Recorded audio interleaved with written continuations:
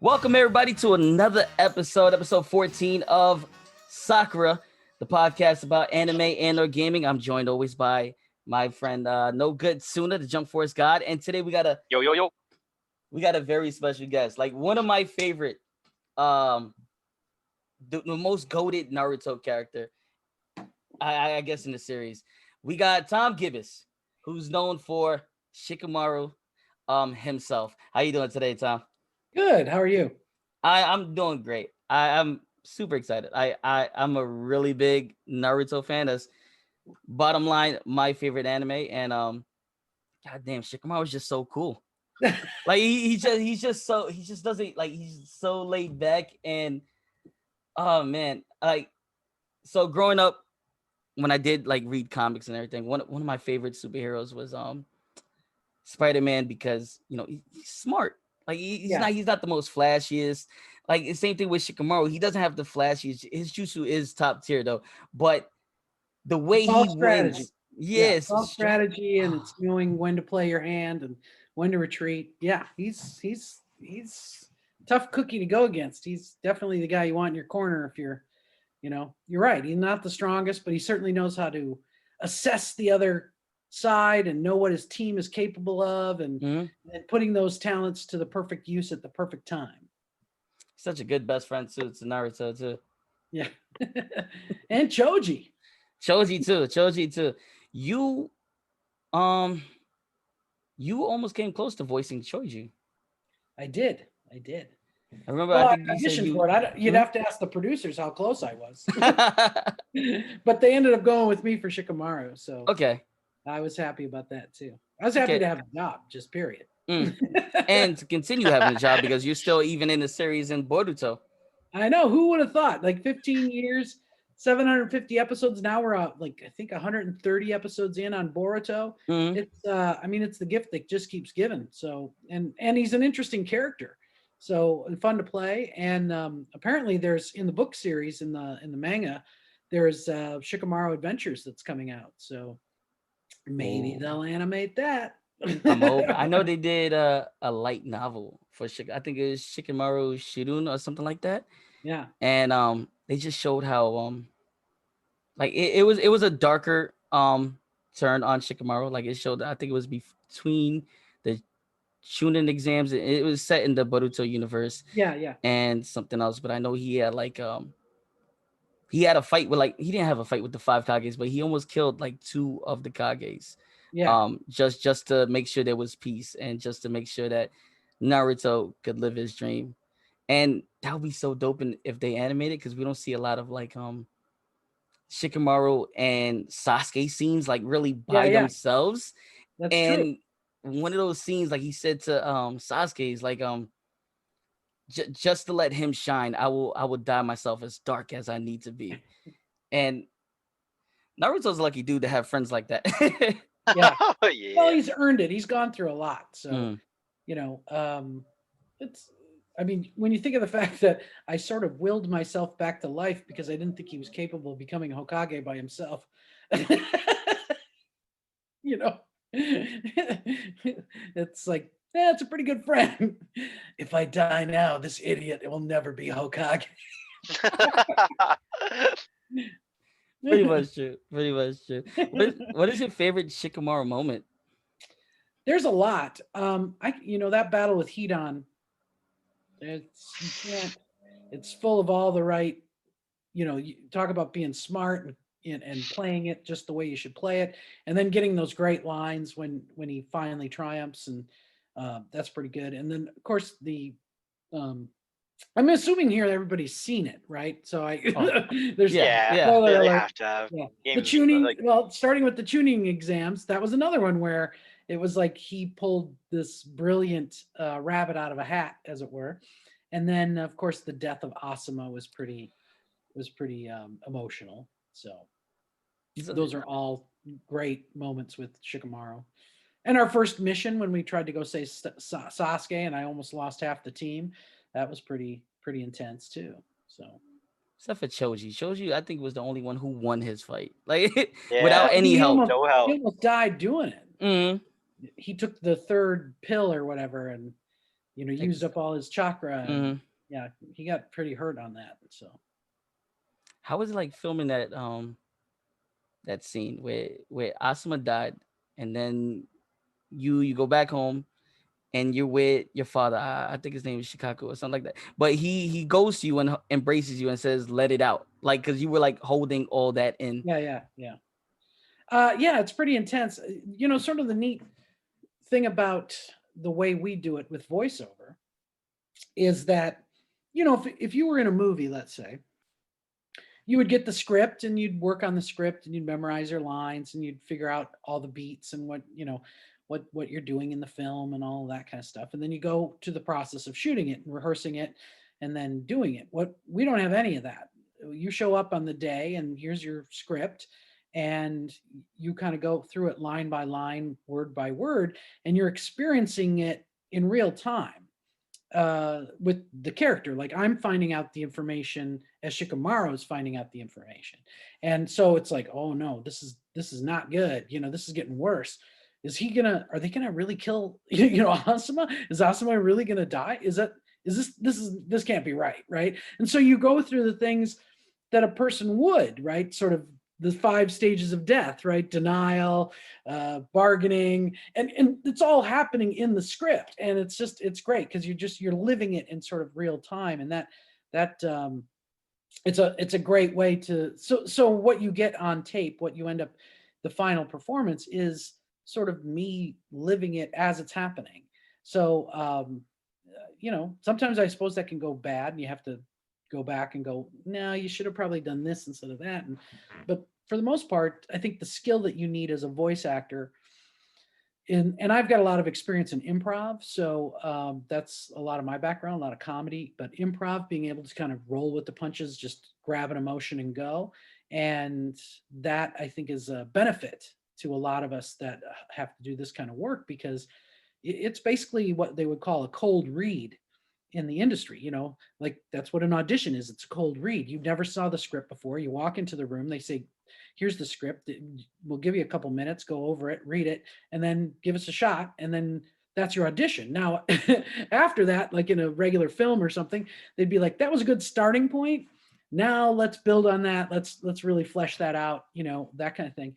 And but not when you're doing this kind of work. You get your shot at it, and it either is good or it's not good, and they have to go back and go do it again and do it again. But I think the people that are successful in this can kind of hit that note right out of the gate. And everybody in our cast, I think, is really exceptional actors, like really strong actors, and they have really strong impulses and instincts. And that's what it takes to do this kind of work.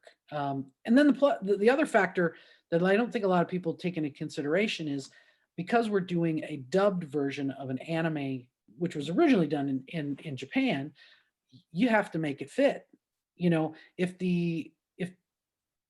If I would read a line and I'd go, well, I might pause, or I might take a little more time on that. No. That's not how, you only have 2.5 seconds to say this line, and you have to make it fit.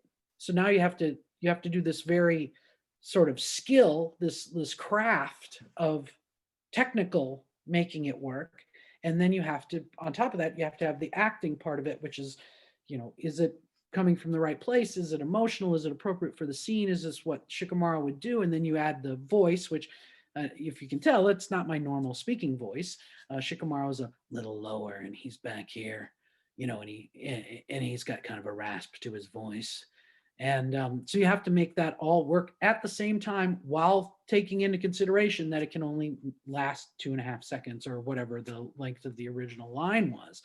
So you can't fudge and then take a pause or take a moment. But if you're doing original animation, you can, because what they'll do is you can act your heart out, and then they'll just animate around that. You have the script, which is, somebody wrote it, and that's what you're supposed to do. And you can even sometimes get away with making some small changes if you think something's appropriate. But they'll animate whatever you act will be the performance. It's a lot easier when you think about it.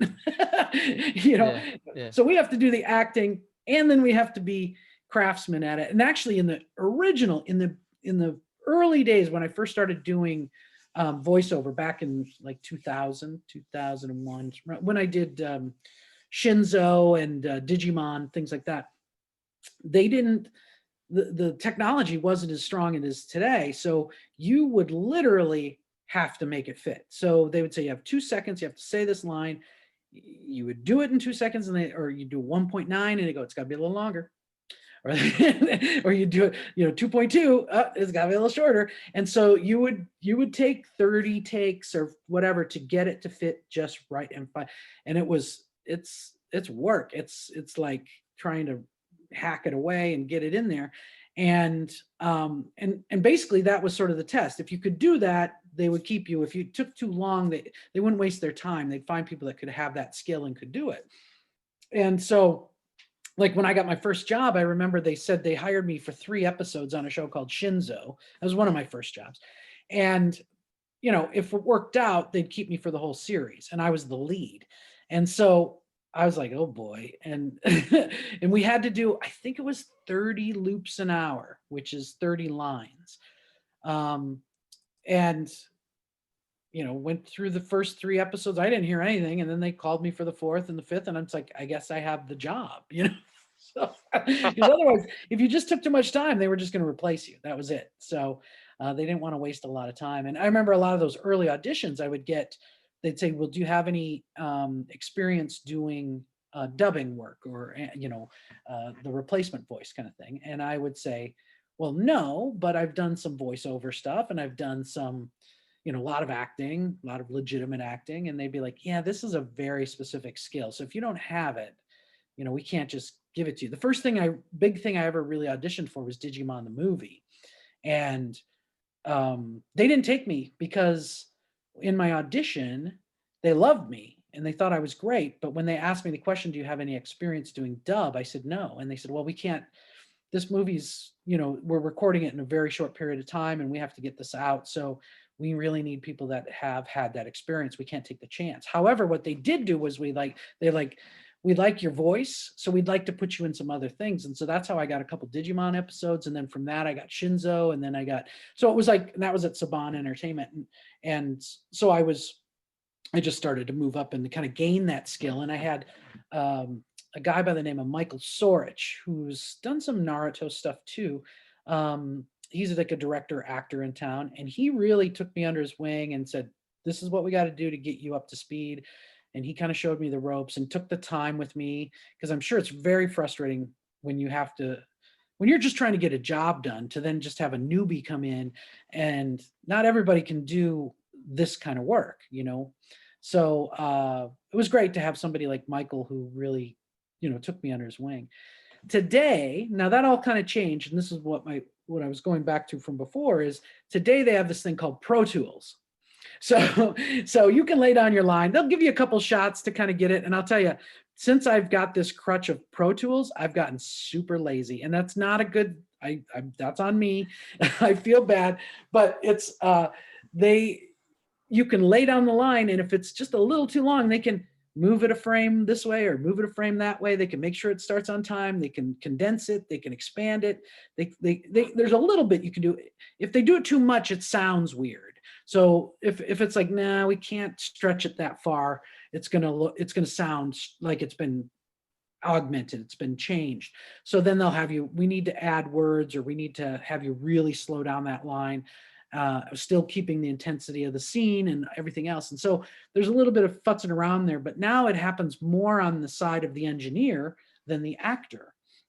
And I'm sure engineers just love actors that can hit it the first time, every time, but it's not because they don't have to do as much work, right? So it's more on them now than it is on us. And which then kind of opens it up to a lot of actors who may not be good at the actual craftsmanship of dubbing, but they can do voices and they can do characters. So you can get a lot of people that would never have been able to keep up that pace, get in there and do it, because now they have Pro Tools. So Pro Tools literally turned you to the real life Shikamaru. Yeah, well, it took me, so I did it the old school way, and I figured it out how to do it and survive doing the old school way. And then they gave me Pro Tools, and it was like, oh, now I don't have to work at it anymore. you know. So I'm sure there's directors that go, yeah, it'd be nice if he hit it on the first try. but now I focus more. For me, I kind of say that jokingly, but for me, it allows me to then focus more on the emotion of the scene and not be so worried about like, I got to get this in 7.5 seconds or 8 seconds or whatever it is.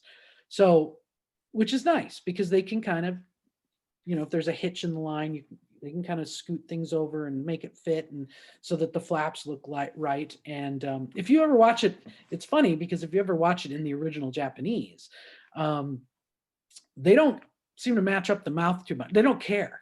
You know what I mean? Like they get close and you'll notice that there's this, or they do this thing like Dragon Ball Z where there's all this stuff happening when nobody's talking because it's happening in like their thought bubbles, you know? So you'll see static scenes of two people fighting, and then you'll hear this guy going, I think I've got him. The little self monologues. Yeah, right. I think these little monologues, because you have to kind of explain what's going on, and they only give you a little bit of flat. So then they just have it make it more like this is what the character's thinking.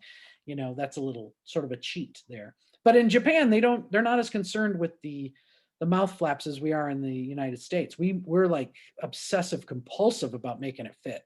And I think that's a good thing. Sometimes it can really be a drag. It can be a drag. Whatever. Oh my God. Make it fit. Oh man. So but yeah, so anyway, that's the technical side of things. Okay. It's funny. So you started out in improv, and I believe that's where you met Molly. That's right. We were part of an improv group. It's a company. If you're familiar with like Second City in Chicago, there's a place in Minneapolis called the Brave New Workshop. It was Dudley Riggs' Brave New Workshop. And that was sort of like our version of Second City. Actually, it's like 2 years older than Second City. Second City's been going on since like 1960, and the Brave New Workshop opened in like 1958. And it's sort of a, if you're in Minneapolis, like that's the comedy club to go to, like for improv kind of thing. And they'd put on these review shows and sketches, a little like Saturday Night Live. We'd write a show, it would run for 8 weeks. We'd do improv sets afterwards, and then we'd use improv to write the shows. And so we would start the process all over again. So then while we're performing one show, we're writing and working on the next show.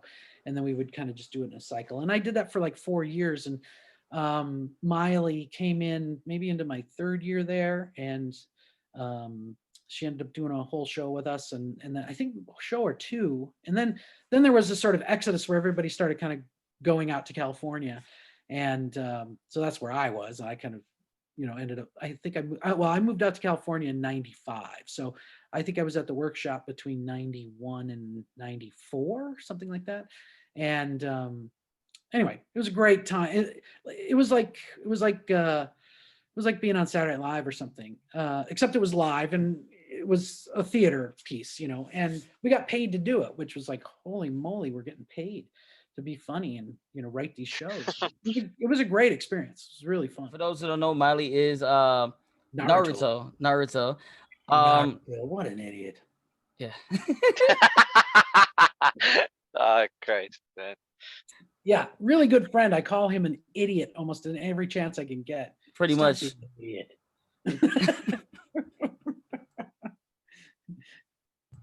I'm his sort of conscience and his stop. Think about what you're about to do before you do it. And Naruto is all go, and I'm all stop. You know, so it's like wait, and he's all let's go in and kill him. Let's go get Sasuke back. It's like, oh, hold on, don't go running off half cocked. You know, no, you always need a friend like that. I feel like I'm that way to TSUNA. This is debate that we constantly have on every episode. There's an anime called Hunter x Hunter. Look, and no. in it, there's an ant called Pito. In the manga, she's written as a boy. In the anime, it kind of makes it seem like it's a girl. I don't like to genderize it, so I just call it an ant. But he will continue calling it a girl. What? And I have to No, stop him every time he say, "Hey, we're not gonna gender this ant. It's an ant." So I feel like you always need that one friend that's just gonna stop you, straighten you out, set you on the right straighten him out. Yeah. That's a bunch of bull. Oh man. So I have a question for you. Sure. So obviously you're Shikamaru's voice actor, but like, um, I'm sure you're very familiar with the series since obviously you voiced over it and stuff. But that's a question for me. Besides Shikamaru, like, who do you think overall was your favorite character in the series? Just a I've personal always been a question for big fan of Rock Lee. you. Rock Lee. Yeah, a lot of people like him. You know, the thing I guess I like about him is he doesn't have any superpower. He's like Batman, right? No Yeah. superpower. He's Batman with a super positive attitude. Batman's usually dark and, oh, you know, Commissioner Gordon, I will. Yeah. He's tortured soul, where Rock Lee is like, I will work harder than anybody and I will become the greatest ninja that ever lived. And he's just so positive that, you know, and I think it's a great lesson for everybody who watches the show. It's like, if you really want something, if you really want to do it, look at Rock Lee. Like, he's not going to let anybody tell him he's not good enough, and he'll work harder. You know, if they say you're not ready yet, he'll say, I'll work harder. And he doesn't, nothing stops this kid from Naruto's a little bit that way, but Rock Lee, think about Naruto without the nine-tailed fox, right? Rock Lee's got nothing but his skill, and he has made himself into this person, and he's done it with a smile on his face and a good attitude through the whole thing. And I just go, you know, that's somebody to kind of like, if you want to be like somebody, be like Rock Lee. Keep trying, never stop, and always have a smile on your face, and don't take it personally. And he doesn't. He just keeps busting along, like, you know, we all know guys like that, right? That the guy that there's a girl in school and, you know, no one's going to ask her out because she's too popular, and then there's one dorky guy who goes, I'm going to ask her out. What's the worst thing she could say is no. And then the next thing you know, that's like, they're dating. Like, how did that happen? You know, because he wasn't afraid to get out there and do it. And if he gets rejected, he keeps coming back, you know. And it's like that. Well, that's a good attitude. Keep it at it. And that's same thing for life, for, you know, relationships, for business, for anything. Just school, education. Just keep going. And if you're struggling, come back at it at a different angle. Figure it out. We're gonna call that part dating advice from Shikamaru. Just do it. Shikamaru's dating advice is totally let them come to you. He's like, I'm not interested. Whatever. She wants to go out with me, and then then the girls are all like, oh, he doesn't seem interested. I better. and he got Tamari now. Yeah, Tamari. Yeah. How did I had to really irritate her to get her to come to me. You could drag over your head. You beat her like twice. I frustrate the hell out of her. So, you know, that's what's good about the writing, right? Because we know guys like that. We know that. It's very funny, you know. That's what's so good about Naruto. If it didn't like ring each character true, you can relate to. It wouldn't be popular if it didn't ring true. Mm-hmm. Each character you can relate to. Everybody you can just identify something with, like as far as Gaara, or like my personal favorite character, Obito. He's what Naruto could have been if Naruto turned left at a certain point. Right. And it's just everybody teaches you certain lessons. As far like Rock Lee, you know, he doesn't have all the skills, but he's gonna keep doing it with a smile on face. Naruto is like, everybody hates me, but I want to be acknowledged, so I'm gonna keep going. As far as Gaara's like, Naruto's believe it, right? He believes in himself. A lot of times he shouldn't be believing in himself, but he does. So it's almost like he thinks of himself more than he is, which gets him in trouble. The rest of us kind of go, I don't know if I'm good enough to beat this guy. Naruto doesn't even think about that. He just dives in and then goes, oh, I'm getting beat up now. I should have really thought this through, you know. But it all works out for him in the end because he's got good friends that got his back. And a new Rasengan every other episode. New version of it. New version Rasengan. It's like, yeah, if you got that, man, you got secret weapon. It's like, you don't have to, you know. It's sort of like, you know, if you're a really good looking guy, you don't need a personality to get girls. You know, pretty much. If you got a secret weapon, you don't have to think about your strategy. Oh man, just talking to you is awesome.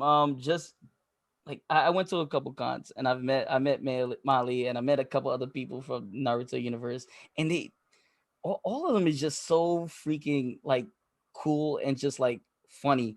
Like I don't know, they just like even like all right, the characters in Naruto are relatable, but also the voice actors are like somebody you can Yeah, well, see like, thanks. mm-hmm, so Well, I amazing. kind of think because it's we're actors, we're professional actors. We a lot of us make our living at it, and but there's a humbleness there because we're not the number one show on television. We're not we're not our faces. We don't go outside and people notice us on the street, and we're you if I go to a restaurant and I have a little tip with the waiter, no one's going to say, "Oh, that Shikamaru's such a jerk. He doesn't tip," because they don't know who I am. So I think there's a little bit of humbleness, and you're grateful. Like I said earlier, you're grateful to have a job and be working, right? So I think we all sort of have that. The people on the show, anyway, we all sort of have that thing in common that there's nobody famous on our show.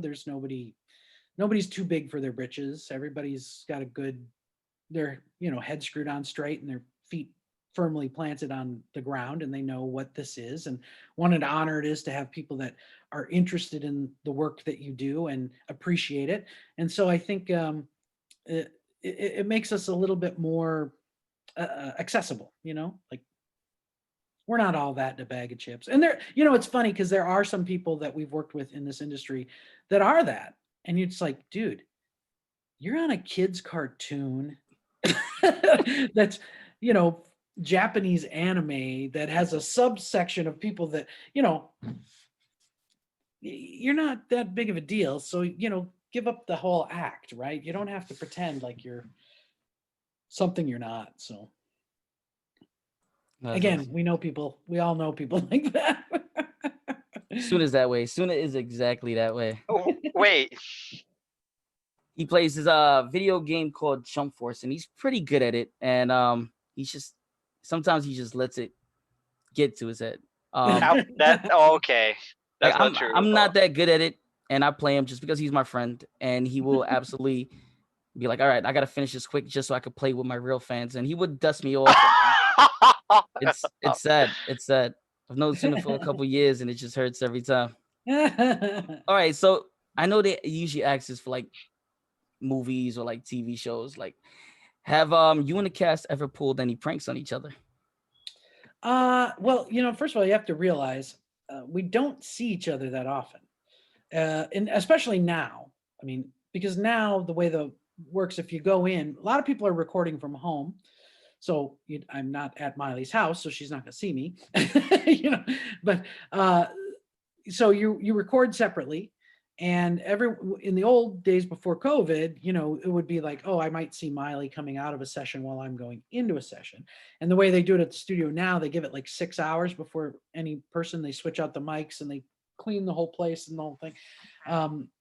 So we never see each other, or rarely see each other. So there's not a lot of that, but there's a little of that. Like there's a couple of people I do know on the show. I've seen them at conventions and stuff, and we've hung out. And so they'll do some like most of the prank type of stuff is like you will record something so that other person can hear it. So like I've done a couple just recently where I play right hand of the Hokage, and so Miley's we're doing a scene, and in the scene, Miley's Naruto is asking questions like, why are we doing that? And I'd go, well, because X, Y, and Z, and this is the way it is.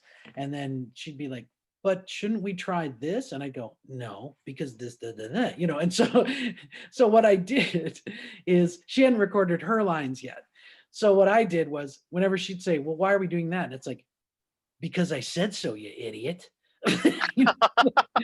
How many times do I got to explain this? I would say stuff like that, which is sort of commenting on the script as we're doing it, because it just seemed like either Naruto's not getting this, and I thought it'd be funny if I just kind of kept insulting her and then she'd be like, is that really the line? What is he?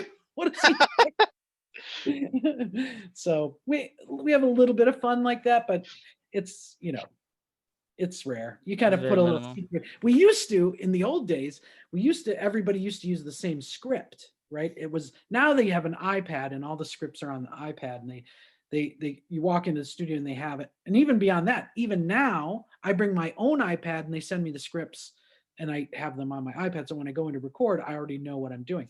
But in the old days, you'd have a script, a book, this huge book, 3-ring binder, and you put it on the music stand, and the music stand would start to go.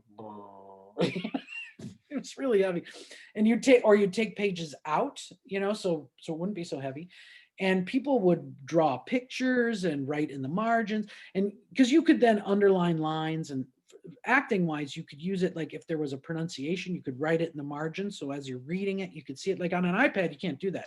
You almost have to have like a separate piece of paper on the side so that you could write it phonetically. Like we have a lot of Japanese names, and those are always kind of stumbling blocks, because every once in a while, I remember when I first had to say Akatsuki, it's like, what is this word? Like if you look at it, what is, I don't, Akatsuki and yeah. Right. You could say it a bunch of different, or you think how it might be, but you're wrong. So then you got to, so I'm horrible at that. So, I write things out phonetically a lot of the times. And I remember even in the beginning when they said, you're Shikamaru, and I'd be like, good, I don't have to say my name. Because I will never remember how to say the name. And people would say, well, what's the name of your character on the show? And I go, I can't even think of how I used to get it wrong, like Shikamaru, or whatever. But eventually, it kind of sticks. It gets in there and then it sticks.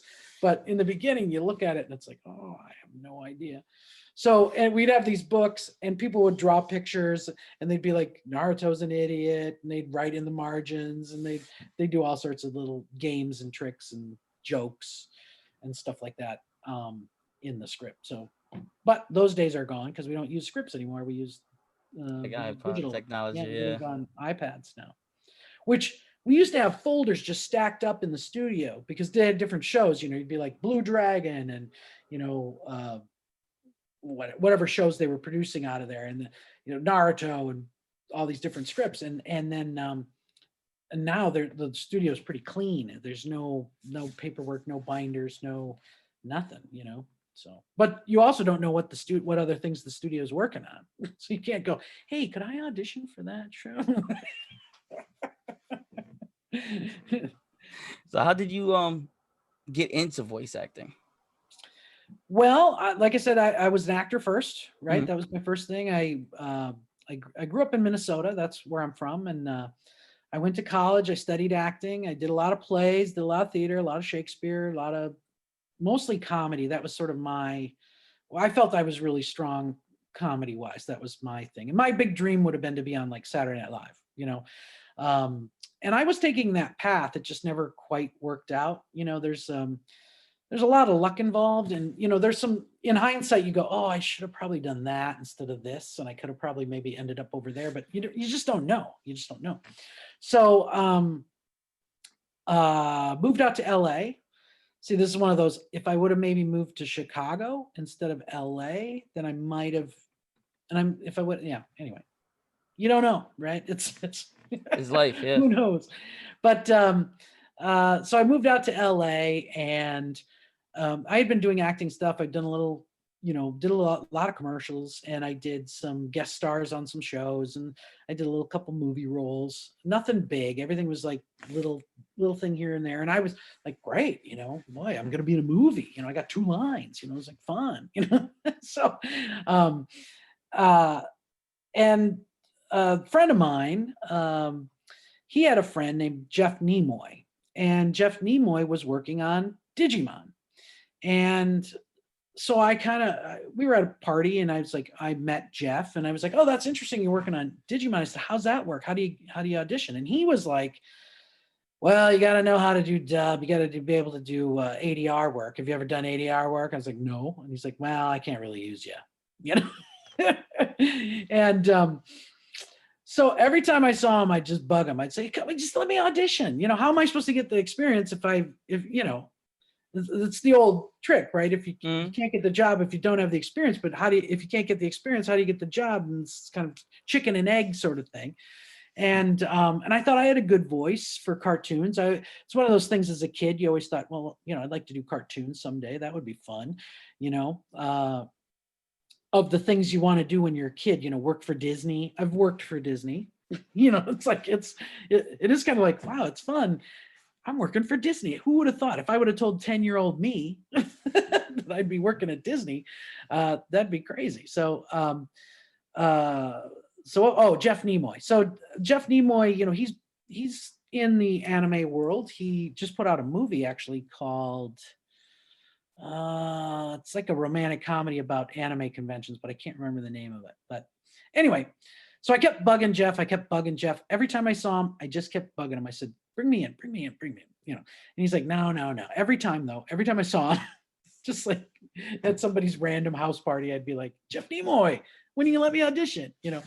And then the friend that I originally knew, John Brady, who was Jeff Nimoy's friend, I was talking to him and he goes, oh yeah, I'm going to go audition for Digimon. And I was like, really? He goes, yeah, they're making Digimon the movie and they want some new voices. So Jeff thought he'd bring me in. And I was like, well, you've never done ADR work before. And he's like, no, I haven't. So I called up Jeff and I said, look, I know you're bringing in my friend John Brady, our mutual friend. I said, and he has no experience. Can I get an audition? Basically. And he's like, fine, I will have you audition. So I went and auditioned. Like 5 or 6 of our friends auditioned. And I went down there and I auditioned and I was with producers and Jeff Nimoy was there, but he was like, playing it like this isn't my buddy. We're just, it's all professional. Right. So, and so I did some lines and they showed me some stuff and they had me do a reading of a couple of the characters.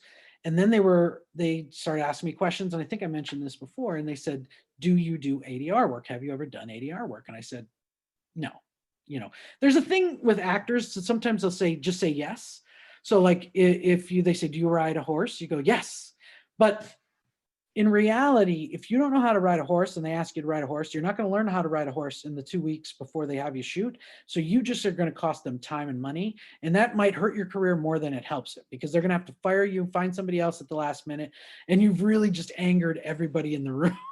So the next time they do a movie, they're not going to hire you. Right. So you have to be kind of honest. And I think that's kind of just who I am as a person, though, too, is that no, I haven't, but I think I could learn and I think I can pick this up pretty good. And they said, basically, they had said, of all the people, all the friends that Jeff had brought in, mutual friends, they liked my voice the best. They thought, oh, he could do kid voices. He could do a lot of stuff. But they didn't want to put me in. They didn't want to take the risk to put me in Digimon the movie. But they did then offer me some small parts and some of the other things that they had going on. And they thought if I can get up to speed and start doing it, then they would use me. And, who knows, maybe there'll be another Digimon movie and he can do that, whatever. And so that was the beginning. So then once I did that, one job just sort of led to the other job. And as far as voice acting, I've had an agent for my like on-camera stuff and commercials, but I've never had a voiceover agent. Which that's something I could probably pursue because I really don't work as much as I should or what I think I should. So, but in this time of COVID, who knows, it's hard to like, hey, I'm looking for an agent. It's like, really? The industry is really suppressed right now. Not really taking on people, so, anyway, that's the way it is. Yeah, no, we've interviewed like other like newer voice actors and they say their setup is like in a closet with like pillows and everything. But yeah, I have that too. I've yet to record from home yet because I'm so unsure of my engineer type skills. I just bought a brand new mic that's like a Shure mic, a real fancy one. I'm still working out the bugs on it. So it sounds good so far, but I need a couple other pieces to make it really sing. And I built a little thing in my closet. I built one out in my shed because my wife is now working from home. So she's in the guest room, which is our home office. And so I built one out in the shed and did auditions out there because most of the stuff I've done from home has been auditions. But now I've got this set up. I'm back in the house. and I took over a closet, and I got this tight little space, and I got this nice little system, and but I'm still scared to do the actual professional recording because I'm not an engineer. So I kind of need one of the engineer guys from the studio, maybe that works on Boruto, that could just either walk me through it or get it set up so everything's tweaked just the way it's supposed to be, so that when I do it remote, they can just come in and do it. So, but that's my next step. I guess like different perspectives. Like, I don't know, man, because like for like a voice actor in Naruto, it's called the like one of the big three. So it's like, yeah, so it's very weird. Like you said earlier, it's like, oh, you just a voice actor. When you go out, hardly anybody knows you or like recognize you. But like, I'm pretty sure at conventions, it's like, yeah, they go like, crazy. Like when you came on, I kind of like fangirled. I was like, that Shikamaru, like that's Shikamaru. So it's like, and I've done a few conventions, but I haven't done a ton of them. And the biggest thing is, like, when the show was super hot, then there were more of us that kind of went out and did some stuff. And now the show's been around for a long time. So if you're a convention, you're going to want Sasuke, Sakura, Miley, Naruto. And then you might get a Rock Lee, and you might get a Shikamaru, and you might get a Neji, or you might, what I mean? It's like you start getting down the list of top tier people, and you're like, so it seemed like I did a lot more earlier when the show was super popular and they wanted to see a lot of the secondary characters. And then now it's just basically those three people go out a lot more. Actually, Sakura doesn't go out that much because she's got a family and kids, and she doesn't like to travel as much. But like Miley goes and does, she probably does 10 conventions a year. Stuff like she that. does a She's lot. been trying to get me to come along with her, but here's the thing, right? People always ask me, why don't you do more conventions? It's like, because they don't ask. They got to ask me if I want to be a part of it. I've reached out to a few, and I've gotten some, oh yeah, maybe, and we'll see if there's some money in the budget to bring you, because they have to fly you out and put you in a hotel room. I don't necessarily have to get paid to be there, but I don't know. I've gotten to go to New Zealand, and I've gotten to go to Australia to do conventions, and that was really wild. And what's funny about that is they kind of put it out there as, sort of the recluse Shikamaru Nara, who doesn't do a lot of conventions. like as if I'm Prince, or something, who's just like, I don't talk to media, It's like, no, nobody. You know why I'm doing your podcast? Because you asked. Right? If you don't ask, and I'm not saying I can say yes to everything, because it's, their schedule, and can you get away, and there's this and that. But yeah, I mean, when it's worked, I've done it, but I haven't done one in a long time. And now that we've got COVID, we don't do anything. So I've done some of these signings, you might have seen on my Instagram with Molly. Yep. And I never used to do any of that, because I always felt weird about charging for autographs and stuff. But you're not going to the convention, you're not paying for parking, you're not paying to get in. It's like, it takes us time. We're not doing things, and so it's like, okay, and it's the going rate. So I just kind of go, all right, if that's what people are charging, then I guess that's what we'll do. And it's been kind of cool, because mostly we get to interact with fans, which is the fun part of it. And you get to have people say, oh, I love your character, or it meant so much when I was growing up, and things like that. And it's great. Everybody, the fans, I gotta say, the Naruto fans are really great fans. They're very, they have their favorites.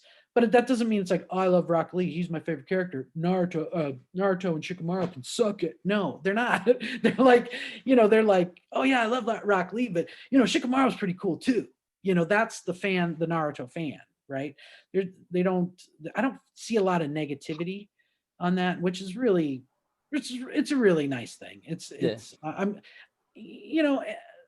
There's something about this community of people that love anime, and they love, it's sort of a niche thing. It's a little, and people that love it, they just really love it, and they care about it deeply. And, they can sort of debate, like, would this character beat this character, and blah, blah, blah. But everybody is in the business of, and I'm talking fans and actors and directors and everybody alike, we're all in the business of sharing this thing that we love together. And There's nobody sitting there going, nerd, you like anime? You know, it's like, why don't you do original Japanese? Although I do have to say, there are a few Naruto fans out there, and you know who you are. You're probably not listening to this because you don't like me because I'm the English speaking version, Shikamaru, that go, oh yeah, I love Naruto. It's a great show. I only watch it in the original Japanese. I had somebody say that to my face, and I'm like, okay, you know, hey man, if that's what you like, that's good for you. But it's almost like, on the other hand, you just found somebody who's in the Naruto world that you can have a discussion about the thing you love, and you just dissed me to my face. You know, like, you don't have to say those things out loud. You can say, I don't really watch the English dub, but I love that show, right? And now all of a sudden we can have a conversation. I mean, it's not like they can have a conversation with the Japanese voice actor. They won't even understand exactly. them. Yeah. Exactly. Or, you know, we love the books. Good. I love the original material. But it almost becomes this thing of like, I love the books. I can't love any of the anime. And I definitely don't like the English dub. You know, it's like they get like, oh, okay, princess. Like, oh, sorry. You know, it's, you're in a niche already. You're in this tiny sliver of people that don't even know what you're talking about. Just enjoy and have a conversation, right? So we're all in it together. We all love this same thing. So I think it's funny to run into people like that. That's like the uber, like there's a thing like that with the music too. You know, now I'm gonna show them some age, but you know, like I liked U2 in college. I loved U2. And then U2 went big. They went massive. And then there were people that were like, oh, I don't like U2 anymore. They sold out, you know, because you hear it on the radio now. Like, it was precious because you were the only one that knew about it for 15 seconds, you know, and you knew who Bono was. You know, now everybody knows who Bono is. So I'm like, I don't want to be, I'm not a U2. I used to be a U2 fan before they got big and popular. You know, it's like, you know, popular is not the enemy here. No, yeah, you see it with like it's more like newer people are animes, yeah. getting what you enjoy. They get Mhm. it now. You've got the message out and they love it too. So let's, yeah, I guess it's just the way to look at it. Yeah, it's like that with the. I say with the Naruto universe, like a lot of people like, it's not just one character. Like I'll say, I love Naruto. I also love Gaara, Shikamaru, Obito. Yeah. Like this is one character that a lot of people don't like, but it's like when people say they like characters, it's usually in groups of them. Like in Naruto, I like all these characters. Like everybody taught me a lesson from like Shikamaru with his dad or Asuma, the whole situation. There's only two parts in any anime that I've ever watched, and I watched a lot. And that was Asuma's death, and that was Naruto when he realized Jiraiya died and the ice cream fell. Those were the only two in every anime that I ever watched that only made me cry. And Yeah.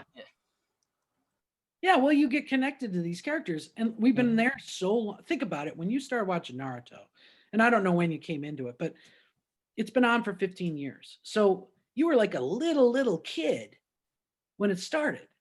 So by the time you get to where you know, you watched Asuma for several years, and you watch that, oh, they're Team 10, and I know who everybody is. And then when a major character dies, it means something. It's like, oh, I can't believe it.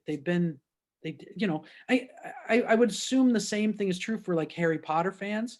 It's the same thing. You know, you have thoughts about, you know, Professor Snape. Is it Snape? Snape? I was never into you know, that. And then he ends up Snape, being, yeah. Everybody thought he was the bad guy, and then now he's the, oh, I just ruined Harry Potter. The dark hero. Spoiler alert. I mean, when you think about it, Naruto is really Harry Potter for ninjas, right? Mm-hmm. They live in a school together. I don't know. Well, they live at home, but they all go to the same school, and they're learning their craft, and they grow up, and they have rivalries amongst each other. And there's bad guy in the world, Orochimaru, who's going to come in. He's snake-like too, which is just like the man who would not be named. And, you know, they're very similar, right? There's a similar theme there about kids, and Harry Potter being an orphan, and Harry Potter having power that he never knew he had. I mean, that's Naruto, right? I don't know who wrote what first, but let's see. I bet you can figure it out. When did J.K. Rowling's write her thing? Sure. And Let's when did Naruto first come out in the hold manga? on. Dual monitors. We're about to find out. Harry Potter, first book, I guess. Look, Book. I'm coming up with conspiracy theories right in live time on the show I here see 1997 is the earliest book. for Harry Okay. Potter. Yeah, Harry Potter was the first one, 1997. And what's Naruto? Naruto's probably way before that. Right. Because I know the drafts for Naruto started like way before this series even. Naruto Chapter 1 release. Let's just do that. 2008. Really? 2000. No, because we were doing. Oh, no. That's not right. I was recording in 2005, and that show was already going. That was like by Viz Media. Yeah. You got to look at when the books came out. Naruto Volume 1. No, maybe they're just right around the same time. Probably. I know it's not 2008. It can't be 2008. Yeah, there's no way it's 2008. No, it's not 2008. This says when it was released by Viz Media, so that might be when we first released the first. It just says Shonen Jump. Deez, you sure it's not like Shippuden or something? No. Like... I just typed in Naruto. And the Naruto manga is written by Kishimoto and is published as Weekly Shonen Jump magazine. It was published in the issue 43 from 1999 to continue for 700 chapters. 1999. What did we say? Was Harry Potter? 1997. Oh. There goes a conspiracy. So Naruto is a copy of Harry Potter. Copy confirmed. Oh man, people are gonna hate us. We'll set it in ninja school. Yeah, but here's the thing, right? So Harry Potter is super popular. Everybody on the planet has heard of it. And then you go Naruto, and people, what? They don't. Some know, some don't. So it's funny, like what hits and what doesn't, and doesn't mean that one is better than the other. It's just, this is kind of what I was talking about career-wise. Some people, you get lucky, you hit the right time, you find the right, in her case, find the right publisher, find the right somebody who's willing to promote it, and then the books go huge. And why do they connect with kids? Naruto was the same thing. Like, it connected with a big audience, but it didn't go huge, Although I would say in Japan, it's probably the biggest thing since sliced bread. They even have a theme It's park. a lot bigger in Japan. Mm-hmm. They have a theme park, I think. They have a Naruto theme park, which I'm saving up to take my wife to go. They give you like 2 scrolls, like the tuning exams, and they have you go around and collect the scrolls and everything. Yeah. It's so cool. What we should do is work out a deal so that like you put on a headset and then you walk through the park and it'd be like, this is challenge number 1. Oh my god. You narrated it as Shikamaru? Yeah, exactly. Right. Because otherwise it's gonna be the Japanese actor doing. No, yeah, they know we don't understand that. Unless you're from yeah, this show's about anime and gaming. We have to get into game thing. You also voiced gaming. Shikamaru Well, and I do all the Shikamaru stuff in the games I do. Yeah. So I do play video games. I don't play. I've never played a Naruto game, or I may have tried one once. I feel like the sun is getting me there in the I like games like, Far Cry and Fallout and Call of Duty, zombies, stuff like that. Hey. Yo, and I've been online, playing, and people go, "Oh, what do you do?" I go, "Well, I'm a voice actor." "Oh, but anything I might have heard of?" "I do Shikamaru Nara on Naruto." "No, you don't." "No, I really do." "Yeah, okay, prove it." "Whatever, what a drag." "Yeah, okay, you do good imitation. You don't do that." Oh man. "Okay, I don't." Oh man, listen, the new Call of Duty comes out with zombies. I might have to slide in your DMs and be like, hey, me and Sino want to play zombies with you. Complicated. The simple zombies off the first Call of Duty. Oh yeah, I started with Black Ops 2. Like when the game ended, and then it just went. You had to finish the game, and I was like, "What is this?" And it was the 4 guys stuck in the little bunker. My favorite was Darius, the from the World at War, yeah. But I know what you're talking about. they got too much into the whole like you got to find the secret key in the, and you basically got to know somebody who knows somebody to figure out where the find the hidden gun is to Yeah. activate the pyramid to bring the guys back off the moon. And at that point, I'm like, I'm 9 hours into this. I'm on level 64. It's like Oh I have yeah. to get fed. Like I can't. Nah, the simpler times are easy. I like Die Rise. The race, yeah, which is Yeah. the The the, giant. the, the skyscraper. It was so simple. You just stood Oh, there, that try to get one. to level. Yeah. Is that the Japanese skyscraper one? Oh, okay. But like you used to make these trampoline things. Yeah. And I don't know if you remember, I used to go down to the bottom where the light would be, like you would have to turn on the power, and I would put the trampoline on the edge because you would have to go around this little like tight area. And I'm like, oh my god, I need help. Somebody come down here and turn the power. And I would just wait there, and they turn the corner and they would hit the trap and fall off the map and die. I've had friends uninvite me from birthday parties. But then yeah, it did get complicated where you had to do Easter eggs to end the game. Like I was like, I just wanted to see how far I Well, could that go. game really is how many levels can you survive, honestly. Mm-hmm. But when you're doing it and you're doing it often, and if you have a group of friends that you play with, it's like, hey, let's try and figure out this Easter egg, and we'll try and do it. And then you do it, and you're like, oh my god, we did it, which is a little satisfying. But where's the power? Oh, I know this map. I can get it. I was like, oh, good, because I don't want to have to figure it out. But doing video games, just as far as like Naruto is concerned, they're great because they end up paying us a lot more money. That's one. And two, they'll basically take a narrative storyline that was part of the show. So you're basically recreating what you've already sort of done for that. You'll do the lines, and you can do the lines. You don't have to make them fit because they just make it fit into the game. And then at the very end, you do all the fight stuff. And they'll basically like, okay, this is, you get punched in the stomach. So I need a small, a medium, and a large punched in the stomach. And so you go, oh, oh, oh. And then they'll go, okay, now 3 attacks, a small, a medium, and a large. And you go, and that's like, okay, that's good. And then this is where you can kind of blow your voice out because they have you scream, death scream or shadow possession jutsu at the top of your lungs. And they usually wait to the very last thing that you have to record. You'll do like 10 lines at the very end that you're just screaming your mind out. And then they go, okay, thank you very much. And, fill out your paperwork and go home and wait for the check. And they're super fun. And as soon as you walk out of that session, you're like, holy crap, my voice is, you leave it all on the table for those. But yeah, they're a lot of fun. And then you have multiple answers. Like somebody clicks your character, you're like, what? I have to fight now? They have all these different little things your character might possibly say in any given event. And so they're kind of funny. So,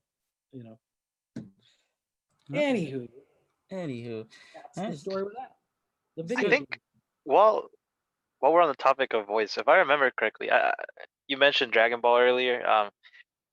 Sean Schemmel, I think he actually almost passed out during that famous Super Saiyan 3 scene, where he's fighting Majin Buu and he's gonna finally go Super Saiyan 3, and they're like, what do you mean you found a level that's ascend Super Saiyan 2? And it's like a whole like almost 5 minutes of him nonstop just yelling, ah! Yeah, I believe he actually almost passed out during that recording, from what I remember hearing, and partially lost his voice for a while because of that. And I always think about when people tell me like, hey, screaming is the worst part. I always think like, damn, Sean Schemmel, man, I feel so bad for you. Oh yeah, there's some people that have really hurt themselves doing that stuff. So I mean, this show is union, and so we have a lot of rules about what you can do and how many you have to take breaks every so often, and because you can really, it's not one of those things you can't do 5 sessions in one day. It'd be great to have that amount of work, but you just can't do it. Your body, your voice just can't do it. So they do you in like 2-hour sessions. And then if you have another session, it's usually you have to drive to that other location or whatever. So it gives you a little bit of a break. But yeah, it can be damaging. It's, it's a tough thing to do. There's techniques you can do that try and help so you don't hurt yourself and you can get sound the same way. And it's always good to do like warm-ups and stuff like that. Sing in the car on your way to the audition. So your voice gets warmed up and you're doing it. I got to the point though where Shikamaru, I can basically do it in my sleep because It's so laid in a back. way, the more tired I am, the better it is for him because his voice, that voice is just, it's everything is right here. It's just right in the back. If I got that nice rasp, it helps. It doesn't, and you can just stay right in that zone. And I find like when I do sessions, I kind of I'll start into that voice, and then basically I'll be like, I'll just stay in it, and I'll say, "Did we get that take? Do you want me to do it again?" Like I'll talk to the engineer and the director, and I'll just be using that voice. Like I could maybe do a different inflection on that, or if the timing's not right, we can do it again. All right, so before we wrap things up, I have to say, the funny thing about this episode is that Shikamaru needs like some type of shade or shadows, and you're fighting with Little E's son on your face. Need to find my. This is a great episode, Tom. Thank you for blessing us with your presence. Thank you for asking, and thank you for having me. I appreciate it. Anybody wants to follow me, please go to the Real Tom GIBIS Instagram.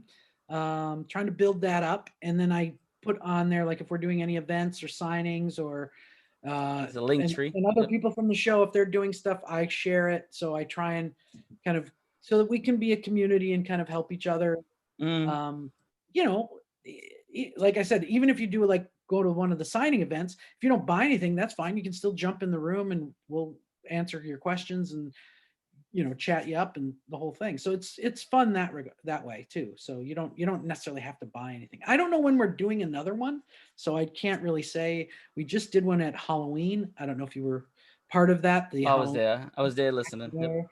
And but there's a rumor that my Funko Pop is coming out. Shikamaru Nara's Funko Pop is coming out. And when that happens, we're going to do a couple events, which I've been already contacted by a couple of companies to do some things. So I'm very excited about that.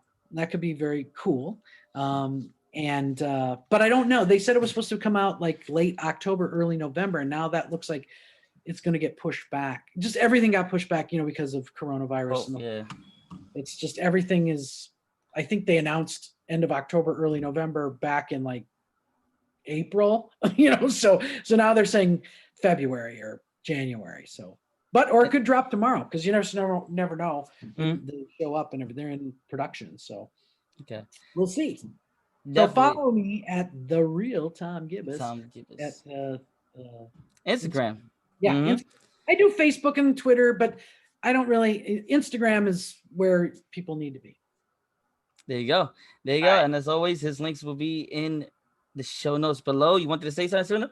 Yeah. Before if I like to ask you for a favor. You think you could let us off with your favorite line and then like reenacting it real quickly here, just for the fans and people? I know Deez is like a really big Naruto fan. I love Naruto, but not. So I was thinking like maybe if it's possible, you could reenact your favorite line. I don't know word for word, but you'll get the spirit of it. Yeah, all right, cool. I'm not afraid of your god. I'm your god now, and I'll be dishing out the vengeance.